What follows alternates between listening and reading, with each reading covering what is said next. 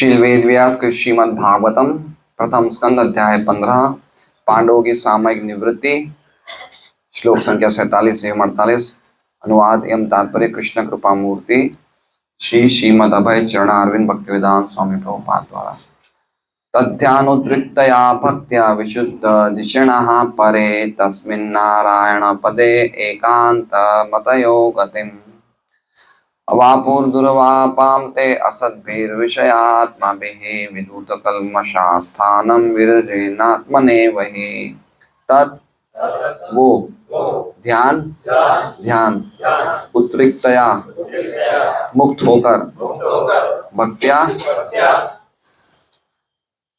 भक्ति से सब लोगों की अनाउंस क्लास आवाज नहीं आ रही है। सब लोग क्लास में जैसे बैठते हैं वैसे हमें बोलना चाहिए। विशुद्ध धिषणः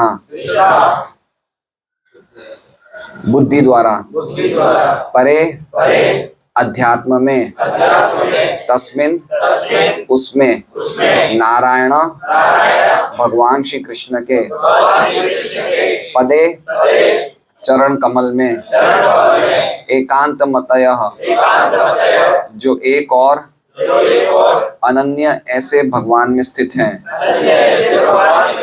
उनके गतिम गंतव्य अवापुः प्राप्त किया दुर्वापाम प्राप्त करना अत्यंत कठिन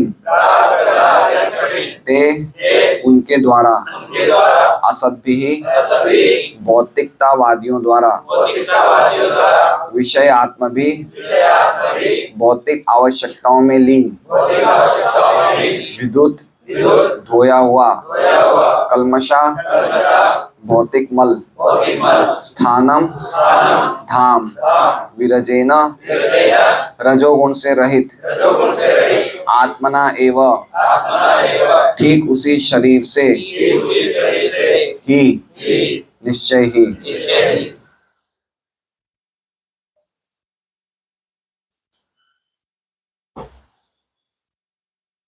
अनुवाद। इस प्रकार भक्ति भाव से निरंतर स्मरण करने से उत्पन्न भक्तिमय शुद्ध चेतना के द्वारा उन्होंने आदि नारायण भगवान कृष्ण द्वारा अधिशासित वैकुंठ लोक प्राप्त किया। ये वैकुंठ लोक केवल उन्हें प्राप्त होता है जो अविचल भाव से एक परमेश्वर का ध्यान करते हैं।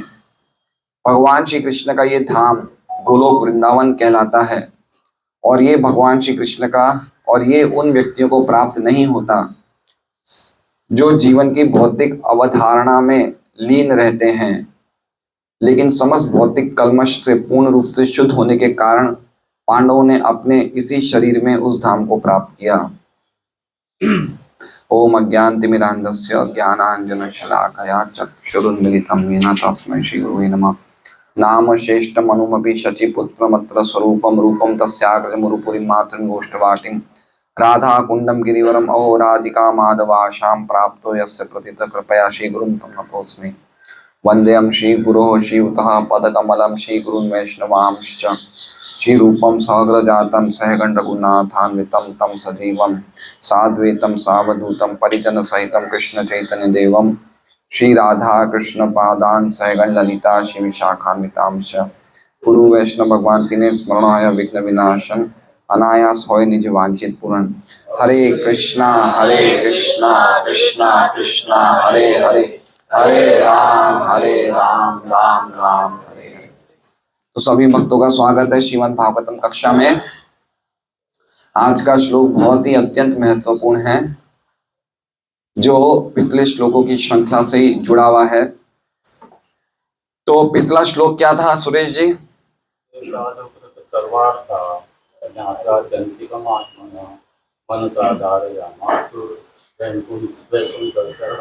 बहुत सुंदर। क्या श्लोक का अर्थ है? राधेश प्रभु आप कल आए थे, बता सकते हैं क्या श्लोक था? ते साधुकृत सर्वार्था ज्ञात्वा आत्यंतिकम आत्मना फिर क्या है? मनसा धाराय मासुर वैकुंठ चरणाम्बुजम। कोई बता सकता है कल का श्लोक बिना देखे?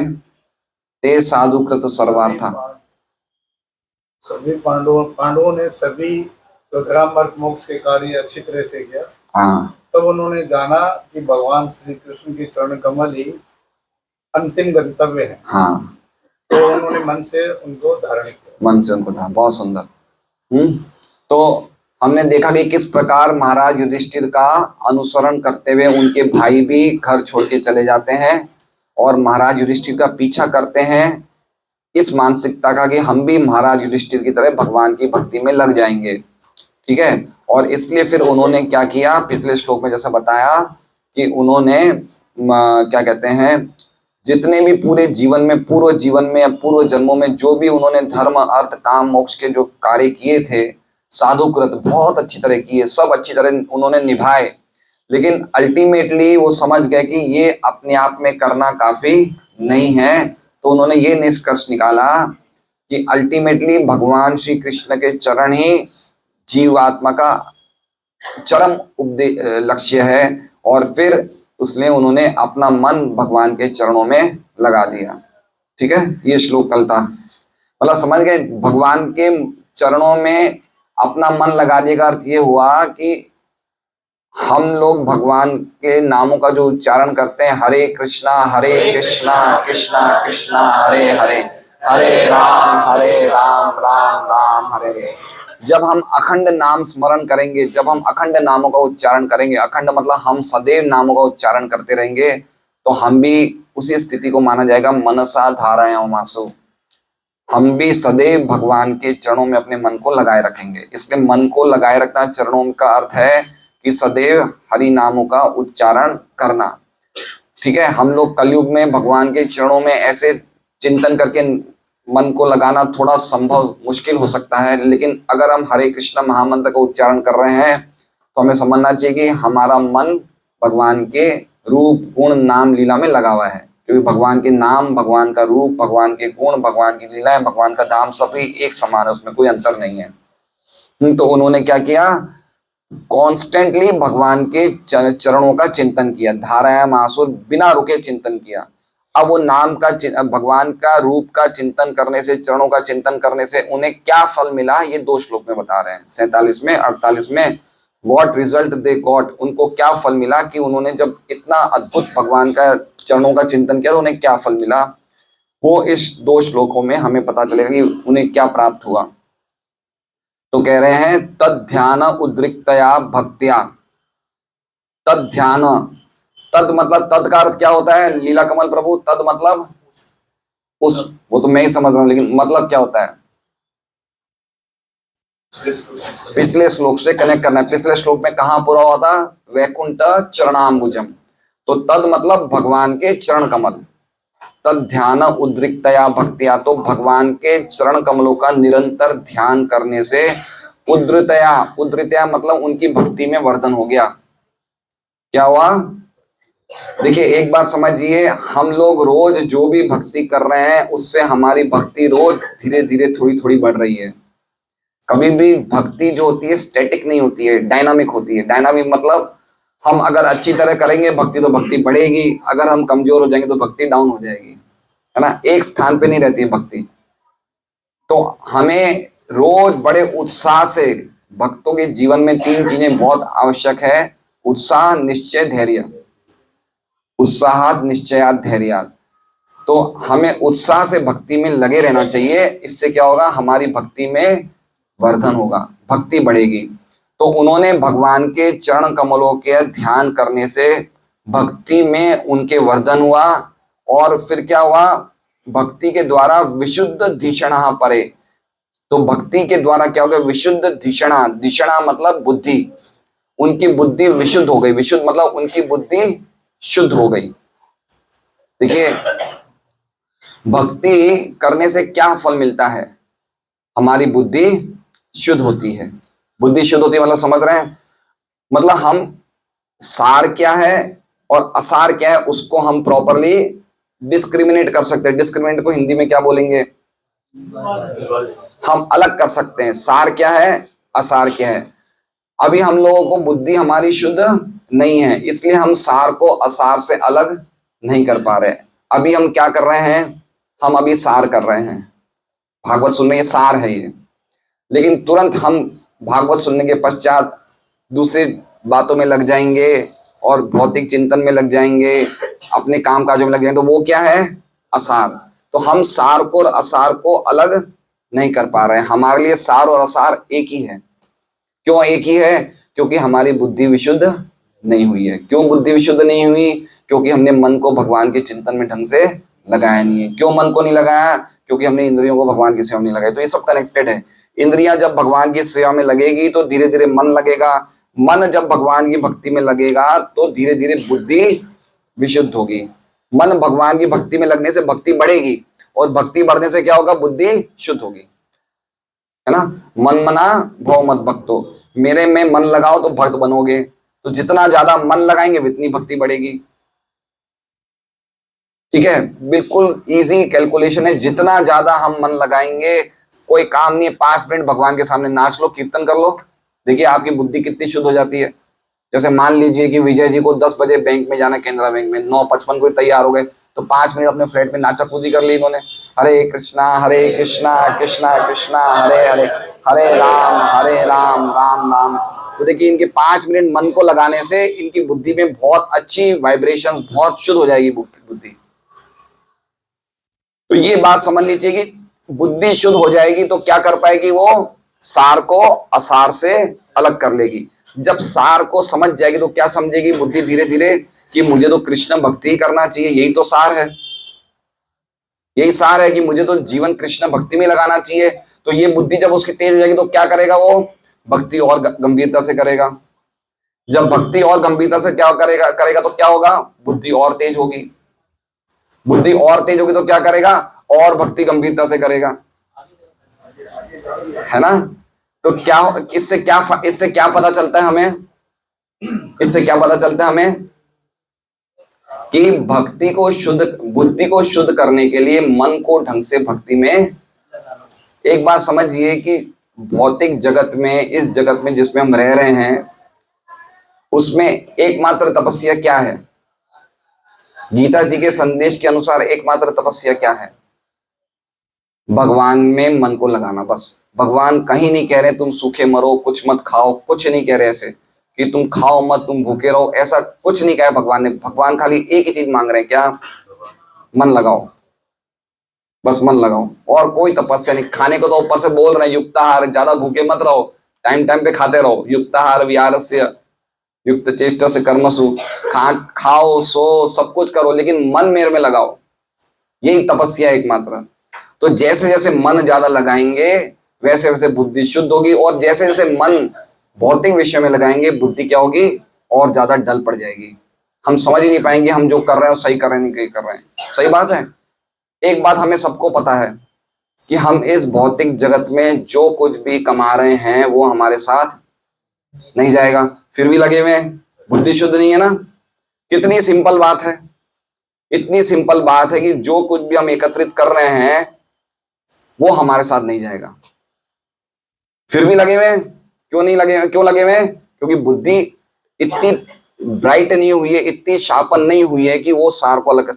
जैसे बच्चे थे स्कूल में, हम पेंसिल से कुछ लिखते थे तो पेंसिल शार्पन नहीं होती तो क्या होता था? वो ढंग से लिखा नहीं जाता था, तो उसको शार्पन करते थे तो पेंसिल की वो निब जो होती है पॉइंटेड हो जाती है, फिर ढंग से लिखा जाता था। तो साधना के द्वारा बुद्धि को क्या करना है? शार्पन करना है। ये शार्पन करेंगे तो ढंग से चल पाएगी बुद्धि, है ना। एक सिंपल बात है कि हमें नहीं पता चल रहा है कि हम कुछ ले ही जाने वाले नहीं है तो भी हम उसी में लगे हुए। सही बात है, सही बात है ना। हम देख रहे हैं युधिष्ठिर महाराज से यही तो पूछा गया कि आपको सबसे आश्चर्यमय चीज क्या लग रही है? आश्चर्यमय चीज कह रहे हैं, हम देख रहे हैं, युधिष्ठिर महाराज पूछते हैं, बताते हैं, हम हर रोज देख रहे हैं कि हमारे रिश्तेदार, हमारे पड़ोसी, हमारे जान पहचान वाले मृत्यु को प्राप्त हो रहे हैं, लेकिन हम सोचते हैं कि हमें मृत्यु नहीं आएगी। क्यों? क्योंकि बुद्धि टाइट नहीं है, हमारी बुद्धि शार्प नहीं है ना। कितने लोगों को पता है कि भगवान कृष्ण जीवात्मा का एक आत्यंतिक चरम लक्ष्य भगवान कृष्ण के चरण कमल है? इस सूरत में कितने लोगों को पता है? जीवात्मा का, जीव यानी हमारा जीवन का चरम लक्ष्य भगवान कृष्ण के चरण कमल है। सूरत में कितने लोगों को पता है?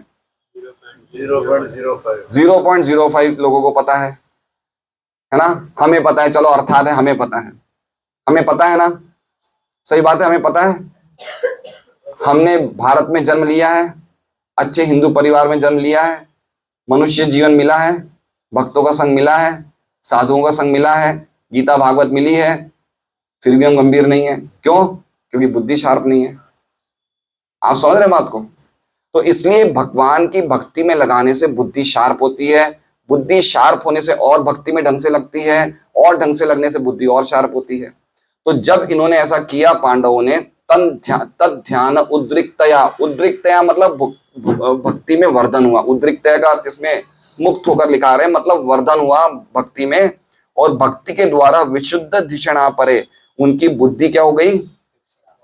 और ज्यादा शुद्ध हो गई। उसके पश्चात क्या हुआ? परे, परे मतलब परम, तस्मिन परम, उन, तस्मिन मतलब उन नारायण के कमलों में। नारायण का अर्थ बता रहे हैं भगवान श्री कृष्ण, भगवान नारायण एक ही हैं।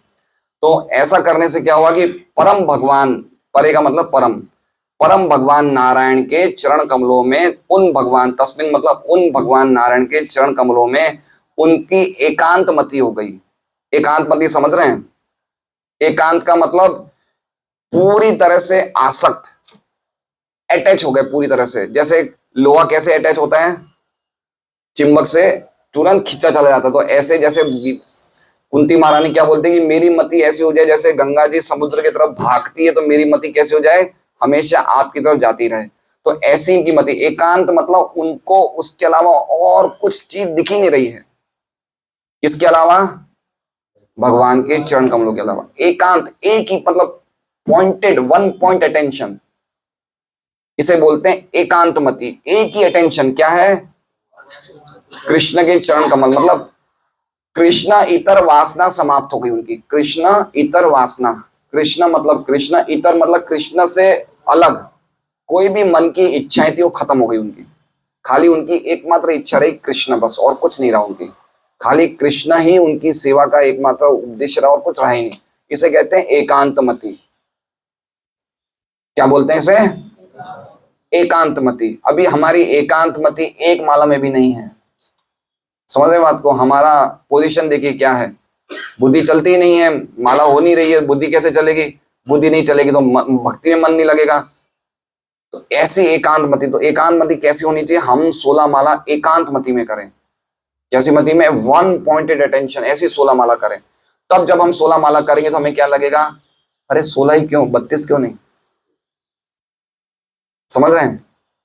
एकांतमति का ऐसा हमने कभी उस स्टेज पे आए नहीं है। जब हम आएंगे तो हम पता चलेगा कि भगवान के नाम इतने ज्यादा अद्भुत हैं कि रूप गोस्वामी कहते हैं कि मुझे करोड़ों कान क्यों नहीं मिले, मुझे 2 कान क्यों दिए, मैं इतने ज्यादा नामों का श्रवण करना चाहता हूँ। हमें क्या लगता है ये कब 16 माला पूरी होगी? ये ऐसे माला को देखते तो जैसे लोहे की जंजीरों को देखते घूम रही है। जैसे जैसे हम साइकिल चलाते थे तो साइकिल की चेन निकल जाती थी, तो हमारे लिए माला वैसी हो जाती है दोपहर के, सुबह के 10 बजे के बाद। तो ये कब घूमेगी मालाएं? तो ये स्थिति हमें समझना है कि कैसे हमें, ये पूरी तरह से ये श्लोक है ना हमारी साधना पे है। हमें समझना चाहिए कि क्या हमें साधना करनी चाहिए। तो विशुद्ध धिषणा परे, विशुद्ध मतलब उनकी बुद्धि शुद्ध हुई। बुद्धि शुद्ध होने से उनकी भगवान नारायण के चरण कमलों में एकांतमति हो गई, है ना। बुद्धि शुद्ध होने का एक और अर्थ है, ये समझिए कि हम चाहें तो हम ये सोचें कि भाई अगर मैं रोज रात को अगर मैं आधा घंटा पहले सो जाऊं और सुबह में आधा घंटा पहले उठ जाऊं तो मैं कितनी अच्छी तरह साधना करूं। ये कब दिमाग में आएगा बात? जब बुद्धि शुद्ध होगी। तो बुद्धि शुद्ध होने से हमें पता चलेगा क्या क्या हमारे में अद्भुत चेंजेस आएंगे जब बुद्धि शुद्ध होगी।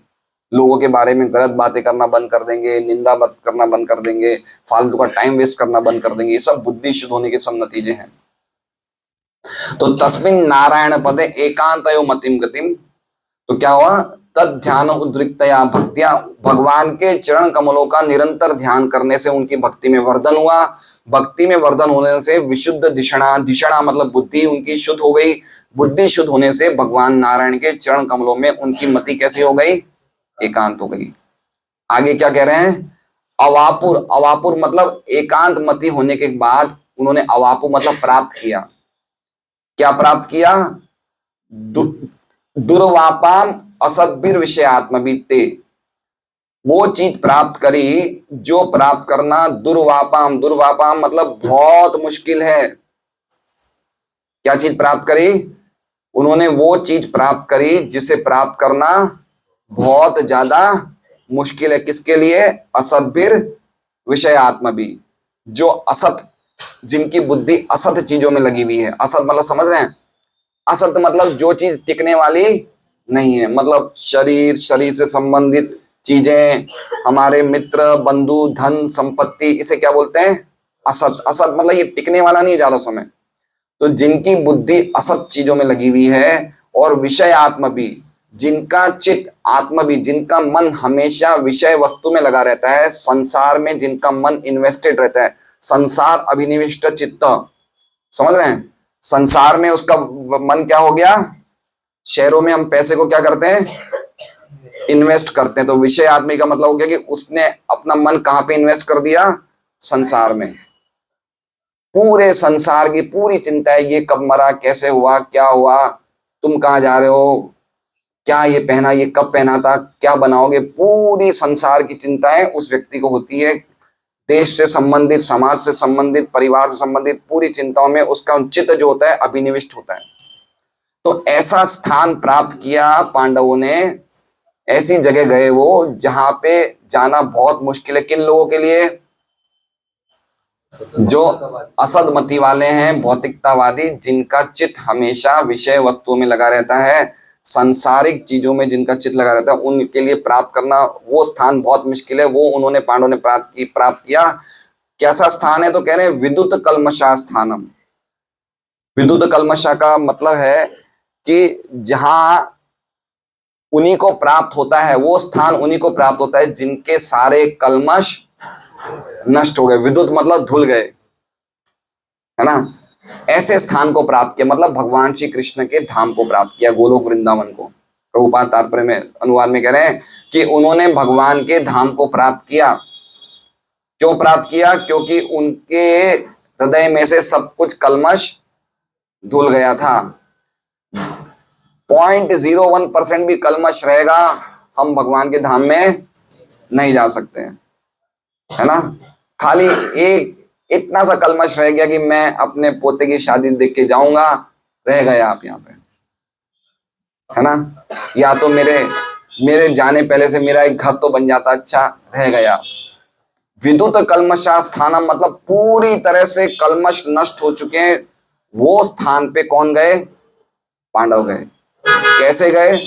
तो कह रहे हैं विरजे आत्मने वही, विरजे, विरजे आत्मा, विरजे मतलब उनका जो आत्मना, आत्मना मतलब शरीर, विरजे, विरजे मतलब बिना कोई प्रकृति के गुणों से प्रभावित, मतलब उनका शरीर जो था अपराकृत था, उनमें प्रकृति के 3 गुण उस शरीर पे प्रभाव नहीं कर पा रहे थे। ऐसे शुद्ध शरीर से, आत्मनेव का मतलब शरीर से, एवं मतलब निश्चय ही मतलब इसमें कोई डाउट मत करना, बिल्कुल सही बात है कि वो उसी शरीर में भगवान के धाम गए। उन्होंने शरीर चेंज, इसमें कोई डाउट नहीं। इसलिए कह रहे हैं ही आखिर में क्यों लगाया है कि भूल चुक के डाउट मत करना कि पांडवों का शरीर जल गया था या पांडव यहाँ पे उनका अंतिम क्रिया हो गई। नहीं, ये सब कोई बातें डाउट मत करना। जो ये बातें डाउट करेंगे वो यहीं रह जाएंगे, जो बातों पे विश्वास करेंगे वो भी पांडवों की तरह भगवान के धाम चले जाएंगे, है ना? तो ये बहुत इंपॉर्टेंट बात है कि उसी शरीर में वो भगवान के स्थान को प्राप्त हुए, भगवान के धाम को प्राप्त हुए। वो स्थान जहां पे वही व्यक्ति जा सकता है जिसके सभी कलमश पूरी तरह से नष्ट हो गए हों, ठीक है? वो व्यक्ति कभी नहीं जा सकते, या उनके लिए बहुत मुश्किल है जाना, जो असत चीजों के पीछे भाग रहे हैं या जिनका मन संसार की चीजों में लगा हुआ है, उनके लिए वो स्थान पाना बहुत मुश्किल है। लेकिन पांडवों ने वो ही स्थान प्राप्त किया उसी शरीर में, इसमें कोई भी डाउट नहीं है, ठीक है? ये श्लोक का अर्थ है। श्रीधर स्वामी बता रहे हैं विद्युत कलमषाणाम स्थानम निवास स्थानम यतस्मिन् विरजेन आत्मनेव गतिम प्रापुर न तो षोडश कलेन लिंगेन गतेर्वा विशेषणम विरजनेत्मानेव स्थान रूपम गतिम ते विद्युत कलमषा परापुरिति। ये बता रहे हैं कि जो निष्पाप लोगों का स्थान होता है, वो स्थान भगवान के चरण कमल पांडव को प्राप्त हुए। लेकिन उसी शरीर से प्राप्त हुए, 16 लिंग वाले शरीर से प्राप्त नहीं हुए। इन्होंने एक नई नई चीज जोड़ी। क्या जोड़ी? 16 लिंग वाले शरीर से वो जगह प्राप्त नहीं है। 16 लिंग मतलब समझ रहे हैं? 16 लिंग मतलब 5 कर्मेंद्रियां, 5 ज्ञानेंद्रियां, 5 इंद्रिय विषय और 1 मन। इसे क्या कहते हैं? 16 लिंग। तो मतलब ये सूक्ष्म शरीर से पूरी तरह से मुक्त हो चुके थे, स्थूल शरीर से मुक्त हो चुके थे। वो अपने शुद्ध शरीर में भगवान के धाम को गए। ये सब शरीर जो थे, सूक्ष्म शरीर, सब धुल गए थे, है ना। 5 कर्मेंद्रियां, 5 ज्ञानेंद्रियां, 5 इंद्रिय विषय, वो आप सब जानते ही होंगे, मैं बोलूंगा नहीं, और 1 मन। इनसे पूरी तरह से मुक्त होके भगवान के धाम को जाते हैं वो। और आगे कह रहे हैं कि जो दुष्ट और विषयाशक्त पुरुष होते हैं, उनके लिए वो स्थान दुर्लभ है।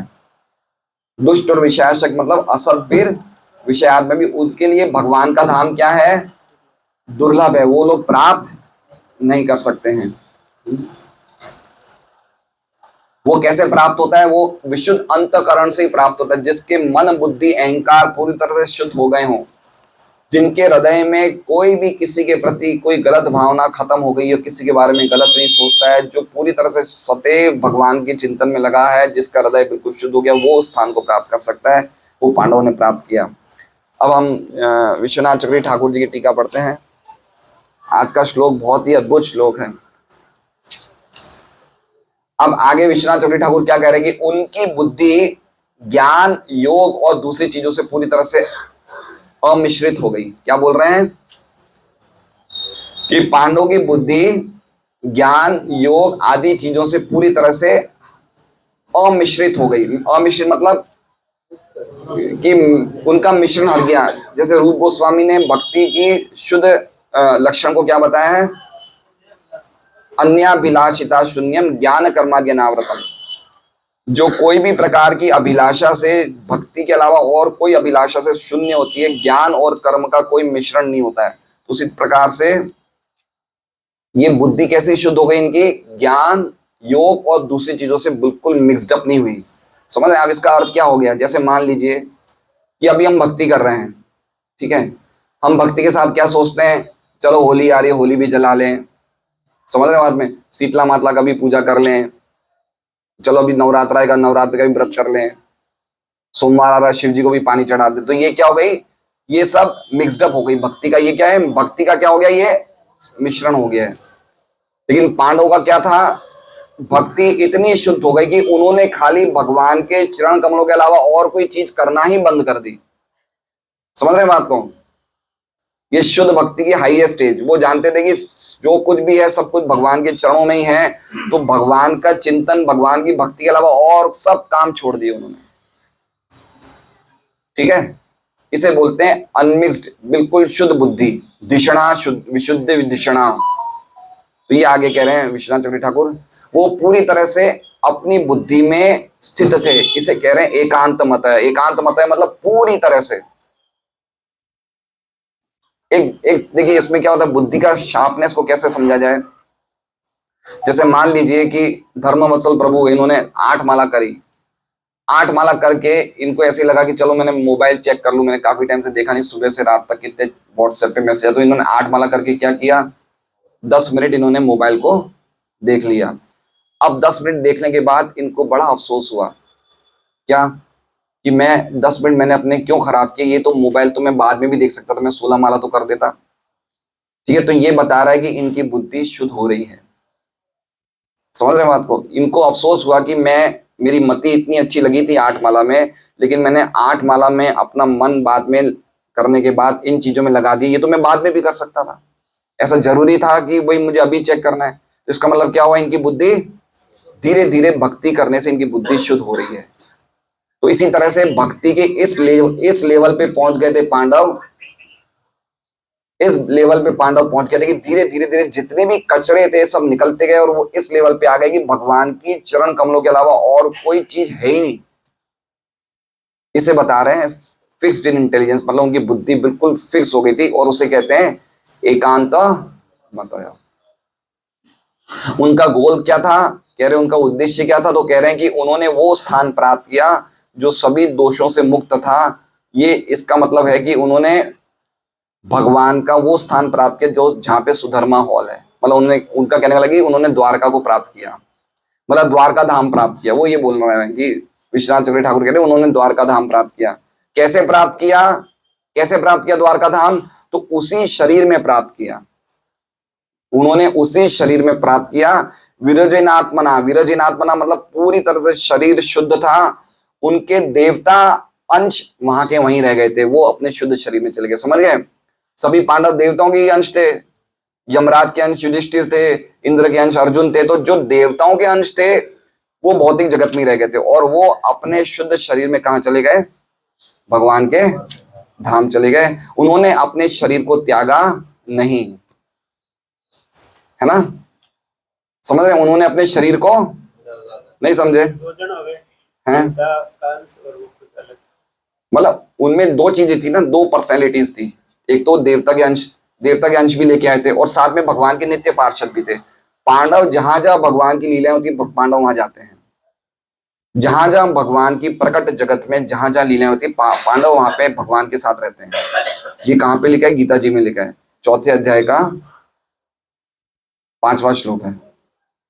बहुना बहुनानी में व्यतीतानी जन्मानी तौर चार्जुना, कि मेरे और तुम्हारे बहुत बार जन्म हो चुके हैं, मुझे सब याद है, तुम्हें याद नहीं है। तो प्रभुपाद तात्पर्य में लिखते हैं कि अर्जुन भी, जब भगवान आते तो अर्जुन भी साथ में आता है। संदीप जी अंदर आ जाइए, आपको सुनाई नहीं देगा ढंग से, जगह है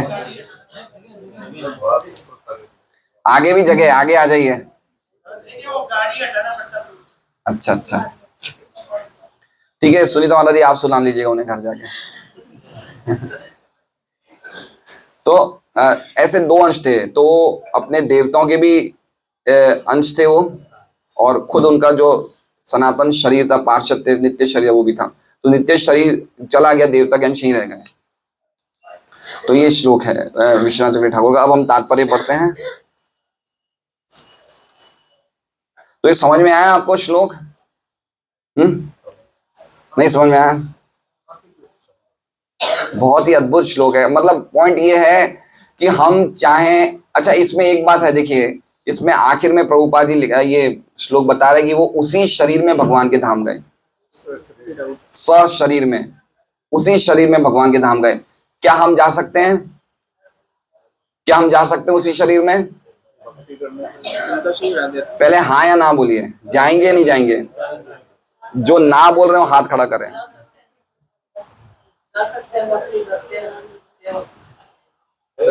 हाँ बोलिए, हाँ जो बोल रहे हैं। उसी शरीर में भगवान के धाम, मतलब मेरा मतलब मैं इसी शरीर में भगवान के धाम जा सकता हूँ। अभी मेरी बात सुनिए।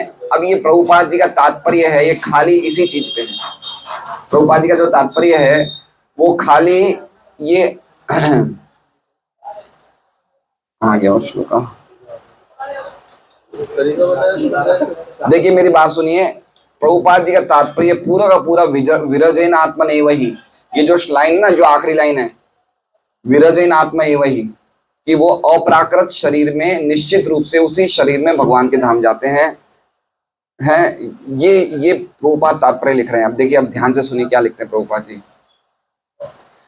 शील जीव गोस्वामी के अनुसार यदि कोई व्यक्ति सत्व, रजो तथा तमो गुणों से मुक्त हो तथा अध्यात्म में स्थित हो तो शरीर परिवर्तन हुए बिना ही जीवन की चरम सिद्धि प्राप्त कर सकता है। ठीक है, एक बात समझिए, अगर अमरा राम जी बैठे हैं, अगर मैं इनको आज छाछ पिलाता हूं 1 गिलास, और छाछ में मैंने बोल देता हूं कि इसमें मैंने 1 बूंद एसिड की डाली है, ये पियेंगे? क्यों नहीं पियेंगे? क्योंकि वो 1 बूंद एसिड की काफी इनके शरीर को नुकसान पहुंचाने। सही बात है, ठीक है। अब हम हरि कृष्णा बोल रहे हैं तो शरीर में प्रभाव पड़ेगा? शरीर चेंज हुआ नहीं हुआ? आध्यात्मिक बना नहीं बना? दिख रहा है हमें एसिड ने कैसे प्रभाव किया इनके शरीर को, इनको दिखेगा, लेकिन फिर भी नुकसान होगा। हम हरे कृष्णा बोल रहे हैं तो शरीर आध्यात्मिक नहीं बनेगा? बनेगा। क्यों नहीं बनेगा? एक कृष्ण नाम से करोड़ों करोड़ों जन्मों के पाप खत्म हो जाते, तो क्या एक कृष्ण नाम से हमारा शरीर नहीं बदल सकता है? क्या लगता है आपको? हमें दिख रहा है? क्या हमारी आंखें इतनी शक्तिशाली कि हम चीजों को देख सकते हैं ढंग से? बाजू वाले रूम में क्या हो रहा है मैं नहीं देख सकता हूँ, तो हमारी आंखें तो लिमिटेड है, उनमें दोष हैं, इंद्रियां हमारी अपूर्ण हैं, लेकिन शरीर चेंज हो रहा है। जो भी भगवान की भक्ति एक प्रामाणिक गुरु के मार्गदर्शन में कर रहे हैं, 16 माला कर रहे हैं निरपराध पूर्वक और 4 नियम का पालन कर रहे हैं, उनका शरीर चेंज हो गया। ये बहुत बड़ा वो क्या था, जब प्रभुपाद के शिष्य अमेरिका से आए थे वृंदावन, तो राधा रमन मंदिर के पुजारी बोले आप लोग इतनी अच्छी भक्ति कर रहे हो, अगले जीवन में आपको ब्राह्मणों के घर में जन्म मिलेगा। तो उन्होंने ऐसा बोला ना, अगले जीवन में आपको ब्राह्मणों के घर में जन्म मिलेगा, तो उन्होंने शिष्यों ने जाके प्रभुपाद को बोले बताइए बात, ये ऐसा कह रहे हैं। तो वो प्रभुपाद बोले कि उन पुजारियों को जाके बोलो कि अगले जीवन में तुम्हें प्रचार करने को मिलेगा। मतलब कह रहे हैं कि उनके शरीर ऑलरेडी बदल गए हैं, उनको ब्राह्मणों के घर में जन्म लेने की आवश्यकता नहीं, वो इसी शरीर में भगवान के धाम जाएंगे। अब इसकी पुष्टि सनातन गोस्वामी हरि भक्ति विलास में करते हैं। बहुत सुंदर श्लोक है ये, प्रभुपाद जी ने बहुत जगह लिखा है, अगर आप पढ़ेंगे तो आप याद कर सकते हैं। यथा कांचनताम याति कांस्याम रस विधानत तथा दीक्षा विधानेन द्विजत्वम जायते नृणाम। इसका अर्थ क्या हो गया? यथा कांचनताम याति, कांस्य रस विधानत, कांसा होता है ना, कांसा एक मेटल होता है, कांसा को अगर हम मर्क्यूरी में कुछ केमिकल मैनिपुलेशन करके मिलाते हैं तो कांसा क्या बन सकता है? सोना बन सकता है। तो उसी प्रकार से तथा दीक्षा विधानेन द्विजत्वम जायते नृणाम, उसी प्रकार से दीक्षा विधान के द्वारा कोई भी व्यक्ति ब्राह्मण बन सकता है, यद्यपि उसने ब्राह्मण घर में जन्म नहीं लिया हो तो भी ब्राह्मण बन सकता है। इसलिए ये बात समझना चाहिए कि हम उसी शरीर में भगवान के धाम जा सकते हैं, ये प्रभुपाद जी बता रहे तात्पर्य में। अब हमारे लिए कितनी अच्छी बात है, लेकिन हम इस बात को ग्रहण नहीं कर पा रहे। क्यों? विशुद्ध दिशणा, हमारी बुद्धि जो है वो चीजों को ग्रहण नहीं कर रही। इतना बड़ा हमें अवसर मिला कि हम इसी शरीर में भगवान के धाम जा सकते हैं। देखिए एक बात बताइए, एक बात समझिए, खाली भागवत सुनने से व्यक्ति भगवान के धाम जा सकता है। इसको कैसे समझा जाए? जैसे कोई भगवान के महान भक्त, शुद्ध भक्त जब भागवत बोलते हैं तो क्या बोल रहे हैं? वो पता है क्या बोल रहे हैं? हम तो पढ़ के तैयारी करके बोलते हैं, वो कैसे बोलते हैं? वो जो उनको दिखता है वो बोलते हैं, समझ रहे हैं? वो रियलाइज्ड स्टेज पे है, बड़े बड़े सन्यासी महाराज वो क्या है, अनुभूति के स्तर पे है, तो उनको जो दिख रहा है वो बोल रहे हैं। और जब वो चीजें बोलते हैं और उन चीजों को अगर हम सुन के एज इट इज फॉलो करें तो हमें भी वही फल मिलेगा जो उन्हें मिल रहा है। समझ रहे बात को? तब कोई शुद्ध भक्त के द्वारा जब हम दीक्षित होते हैं और उनकी बातों को ढंग से फॉलो करते हैं तो उनका जैसा शरीर है वैसा ही शरीर हमारा बन जाएगा। समझ रहे बात को? प्रभुपाद के संपर्क में तो कैसे कैसे लोग आए, जैसे हमने रसिकानंद की बात करी 3 दिन पहले, हाथी को भगवान का शुद्ध भक्त बना दिया। शिवानंद सेन के संग से कुत्ता भगवान के धाम चला गया। तो समझ रहे हैं, शुद्ध भक्त का संग इतना इंपॉर्टेंट है कि अगर शुद्ध भक्त जो कुछ भी बोलता है या उसकी बात हम ध्यान से सुन के उसको एज इट इज फॉलो करते हैं तो हमारा शरीर आध्यात्मिक हो जाता है। इसलिए प्रभुपाद कह रहे हैं, सनातन गोस्वामी कह रहे हैं, तथा दीक्षा विधानेन द्विजत्वम जायते नृणाम, कि खाली दीक्षा विधान से उसे अगले जीवन की रुकना नहीं कि मैं अगले जन्म में ब्राह्मण के या भक्त के घर में जन्म लूंगा तभी मैं भगवान के धाम जाऊंगा, नहीं, इसी जीवन में जा सकते हैं। ये चैतन्य महाप्रभु का सबसे बड़ी भेंट है, नमो महावदान्याय कृष्ण प्रेम। वो इसी ऐसी चीज देने आए हैं जो हम सोच नहीं सकते हैं। हम लोग कृष्ण भक्ति करते आ रहे हैं, लेकिन कृष्ण भक्ति जो चैतन्य महाप्रभु की शिक्षाओं से मिली है वो कृष्ण भक्ति अगर हम नहीं जानेंगे तो हम समझ नहीं पाएंगे कि भगवान का विज्ञान क्या है। इसलिए प्रभुपाद जी ने ये सब बातें बताई हमें कि कितनी इंपॉर्टेंट बातें समझना चाहिए कि कैसे शुद्ध भक्ति के स्तर पे हम भगवान के धाम जाने के योग्य बनते हैं। तो श्री जीव गोस्वामी के अनुसार यदि कोई व्यक्ति सत्व, रजो तथा तमो गुण से मुक्त हो तथा अध्यात्म में स्थित हो तो शरीर परिवर्तन हुए ही बिना ही जीवन की चरम सिद्धि प्राप्त कर सकता है। श्री सनातन गोस्वामी ने हरि भक्ति विलास नामक अपनी कृति में कहा है कि कोई भी व्यक्ति प्रामाणिक गुरु के पथ प्रदर्शन में आध्यात्मिक अनुशासनात्मक कर्म करके द्विजन्मा ब्राह्मण की सिद्धि प्राप्त कर सकता है। ठीक उसी तरह से जिस प्रकार एक रसायन शास्त्री रासायनिक प्रक्रिया से पीतल जैसी किसी धातु को सोने में बदल देता है। देखिए कितना साफ साफ लिख रहे हैं प्रभुपाद। अब ये देखिए हमारी दीक्षा लेने के बाद हमारी जवाबदारी क्या है। हम गंभीर नहीं है, है ना। हम 16 माला ढंग से नहीं कर रहे, 4 नियमों का पालन नहीं कर रहे, बाहर का भोजन कर रहे हैं, टाइम मिलने पे हम पेपर पिक्चर टीवी भी देख लेते हैं। तो हमारी बुद्धि क्या है, बिल्कुल डल है। हम प्रॉपरली गुरु को फॉलो नहीं कर रहे हैं, भक्ति में गंभीर नहीं है, इसलिए हमारा शरीर आध्यात्मिक नहीं हो रहा है। आध्यात्मिक शरीर की क्या पहचान है, कम खाओगे, कम सोओगे, भगवान में भक्ति में और मन लगेगा। तो हमें तो सब चीजें क्वांटिटी में चाहिए, सोना भी अच्छी तरह चाहिए, काम धंधे पे भी जाना है, भक्ति में मन लग नहीं रहा है। क्यों नहीं लग रहा है, क्योंकि आपका शरीर आध्यात्मिक हुआ ही नहीं है।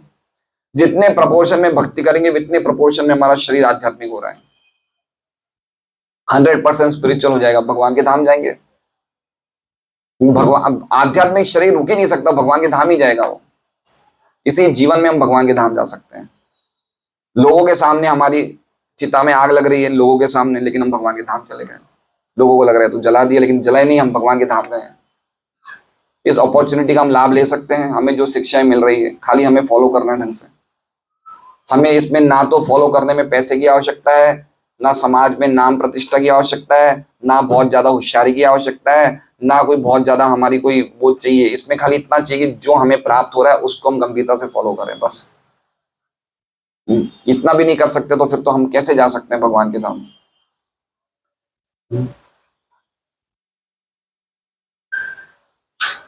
अतएव शरीर परिवर्तन के बिना ही ब्राह्मण बनने या बिना शरीर परिवर्तन के भगवत धाम जाने में वास्तविक मार्गदर्शन का महत्व होता है। देखिए किसका महत्व होता है, मार्गदर्शन का महत्व होता है ना। एक्चुअली में प्रभुपाद जी जब 1970-71 में फॉरेन से आए थे तो उनपे बहुत बहुत ज्यादा आक्षेप लगे थे। हमारे जो भारत के रूढ़िवादी ब्राह्मणों ने आक्षेप लगाए थे, बोले इन्होंने म्लेच्छों को संन्यास दे दिया, म्लेच्छ हरिनाम कर रहे हैं, चोटी लगा रहे हैं, ये कर रहे हैं, वो कर रहे हैं। प्रभुपाद जी ने यही बोला, सनातन गोस्वामी के इसी श्लोक को बोला कि जैसे सोना कांसा सोना बन सकता है तो ये भी ब्राह्मण बन सकते हैं। इनको जरूरी नहीं है ब्राह्मण के घर में जन्म लेना है। और आज हम देख रहे हैं कितने ब्राह्मणों ने अपने घरों में जन्म लिया, क्या कर रहे हैं, सुरती खाते हैं। तथाकथित ब्राह्मण को देखते ना, है ना। तो वो तो ब्राह्मण नहीं है ना, जन्म लेने से तो कोई ब्राह्मण नहीं बन सकता है। उसको जब तक प्रॉपर मार्गदर्शन नहीं मिलेगा तो ब्राह्मण कैसे बन सकता है। हम लोगों की स्थिति क्या थी बताइए, हम लोग कोई पिक्चर जाता था, कोई होटल जाता था, कोई प्याज लहसुन खाता था, है ना। थी हमारी स्थिति। अब हम बैठ के यहाँ पे लेक्चर दे रहे हैं तो मार्गदर्शन मिल रहा है, नहीं मिल रहा है, क्वालिटी चेंज हुई नहीं हुई। अब हमें ये सब चीजें करने का मन ही नहीं करता है। तो ये प्रभुपाद जी कह रहे हैं कि अगर सही मार्गदर्शन मिलेगा तो उस मार्गदर्शन का महत्व है। खाली इस चीज का महत्व नहीं है कि उसने जन्म कहाँ लिया है। जन्म लेने का महत्व होता है, लेकिन वो मुख्य महत्व मार्गदर्शन का होता है। और ये हम देख रहे हैं कि कैसे कैसे बैकग्राउंड के लोग आते हैं जो बिल्कुल जिसे कहते हैं, जिन्होंने 4 नियम कोई तोड़े, कोई भी नहीं बचा है, सभी तोड़े हैं, लेकिन वो लोग प्रभुपाद के शरण में आके बिल्कुल शुद्ध भक्त बन गए। क्या हम समझ सकते हैं। देखिए ऐसे ऐसे आप पढ़ेंगे, ऐसे ऐसे बैकग्राउंड के भक्त आए हैं, मुसलमान बैकग्राउंड के, क्रिश्चियन बैकग्राउंड के, और उन्होंने जीवन में, पूर्व जीवन में क्या कुछ नहीं किया था, लेकिन वो इसी जीवन में वो भगवान के धाम भी गए हैं। भगवान के धाम गए हैं वो लोग। क्यों? क्योंकि प्रॉपर मार्गदर्शन मिला। इसलिए प्रभुपाद जी कह रहे हैं कि शरीर परिवर्तन के भगवत जाने में वास्तविक मार्गदर्शन का महत्व होता है। शील जीव गोस्वामी की टीका है कि यहाँ ही शब्द का उपयोग इस सत्य की पुष्टि करता है और इस वास्तविक स्थिति के विषय में कोई संदेह नहीं है। ही का अर्थ क्या है? ये निश्चय ही है, शक मत करो, उसी शरीर में गए हैं। ही मतलब बहुत इंपॉर्टेंट है, ही शब्द। डाउट मत करो कि वो उनका शरीर जला है, वो उसी शरीर में गए हैं। ऐसे ही शब्द कह रहे हैं जीव गोस्वामी। ही का बता रहे हैं कि बिल्कुल डाउट है, कि कोई डाउट नहीं है कि वो भगवान के धाम उसी शरीर में गए हैं। आप स्वर्गलोक नहीं जा सकते इस शरीर में, स्वर्गलोक सेम शरीर में नहीं जा सकते हैं, लेकिन भगवान के धाम जा सकते हैं अगर एक प्रॉपर शुद्ध भक्त का हमें मार्गदर्शन मिल जाए तो। भगवत गीता 14.26 में श्रील जीव गोस्वामी के इस कथन की पुष्टि होती है। कौन सा श्लोक है? माम च यो व्यभिचारेण भक्ति योगेन सेवते सगुणान समतीत्येतान ब्रह्म भूय। जो भगवान की शुद्ध भक्ति करता है वो प्रकृति के तीनों गुणों से परे हो जाता है और वो ब्रह्मभूत स्थिति पे प्राप्त करता है। जब भगवान कहते हैं कि जो अविचल भाव से विधि पूर्वक भक्ति करता है वो भौतिक प्रकृति के 3 गुणों के कलमश को लांग करके ब्रह्म सिद्धि प्राप्त कर सकता है। और जब भक्ति में सेवा के स्वयं स्फूर्त आचरण द्वारा ब्रह्म सिद्धि को और भी उन्नत बनाया जाता है तो इसमें जरा भी संदेह नहीं रहता कि उसे बिना शरीर परिवर्तन के ही गोलोक वृंदावन प्राप्त है। जैसे बिना शरीर परिवर्तन के भगवान के अपने धाम लौटने के संबंध में हम पहले ही बता चुके हैं, तो क्या बता रहे हैं कि जैसे भगवान भी बिना शरीर चेंज किए अपने धाम जाते हैं, उसी तरह से उनके शुद्ध भक्त भी बिना शरीर के परिवर्तन के अपने धाम जाते हैं। लेकिन इसके लिए क्या चाहिए? इसके लिए अभ्यास चाहिए, इसके लिए मार्गदर्शन चाहिए, इसके लिए हमें टाइम चाहिए, इसके लिए एनर्जी चाहिए, है ना। सूरत से दिल्ली में बीच में कितने स्टेशन आते हैं? अगर हम ट्रेन से जाएं तो 7-8 स्टेशन आते हैं। अगर फास्ट ट्रेन में भी जाए तो 7-8 स्टेशन आते हैं। बड़ौदा आता है, रतलाम आता है, कोटा आता है, सवाई माधोपुर आता है, सही बात है, मथुरा आता है ना। अगर इन स्टेशनों दिल्ली पहुंचने के पहले अगर हमारी तबीयत खराब हो जाए तो हमें कोई ना कोई स्टेशन पे उतार दिया जाएगा तबीयत सही के लिए, सही बात है। तो हमें अगर तबीयत को सही रखना है सब स्टेशन दिल्ली पहुंचने के लिए तो हमें सब स्टेशन तो पार करने पड़ेंगे ना। तो उसी प्रकार से अभी हम कौन से स्टेशन पे हैं? अभी हम भजन क्रिया पे हैं। अभी आगे कितने स्टेशन हैं? 6 स्टेशन हैं। अनर्थ निवृत्ति, फिर है क्या है? निष्ठा, फिर रुचि, फिर आसक्ति, फिर भाव, फिर प्रेम। अभी हमें कितने स्टेशन पार करने हैं? 6 स्टेशन पार करने हैं। और अब उसके बीच में हम समय नहीं दे रहे तो अगर हम बीच में हमने शरीर छोड़ दिया तो वापस हमें इस स्टेशन को पकड़ने के लिए वापस जन्म लेना पड़ेगा। इसलिए अगर हमें ये सब स्टेशनों को पार करना है तो कुछ समय देना पड़ेगा, शरीर की कुछ उम्र की अवस्था देनी पड़ेगी, कुछ एनर्जी देनी पड़ेगी, ये देना पड़ेगा। अभी हमें लगेगा कि ठीक 10 बज गया, चलो मेरा ऑफिस का टाइम हो गया, प्रसाद वरसाद पा लिया, तो काम ऐसे नहीं बनेगा। हमें टाइम देना पड़ेगा। भगवान की भक्ति में प्रभुपाद जी कहते हैं एटलीस्ट 6 घंटे की साधना तो कम से कम होनी चाहिए रोज, तो कहीं जाके हमारा चांस है। नहीं तो बुद्धि विशुद्ध नहीं होगी, चीजों को ढंग से नहीं समझ पाएंगे। तो ये श्लोक बहुत ही सुंदर है जिसे हमें समझना चाहिए और मनन करने का प्रयास करना चाहिए। हरे कृष्णा। श्रीमद् भागवतम की जय। शंकर तुकाराम जी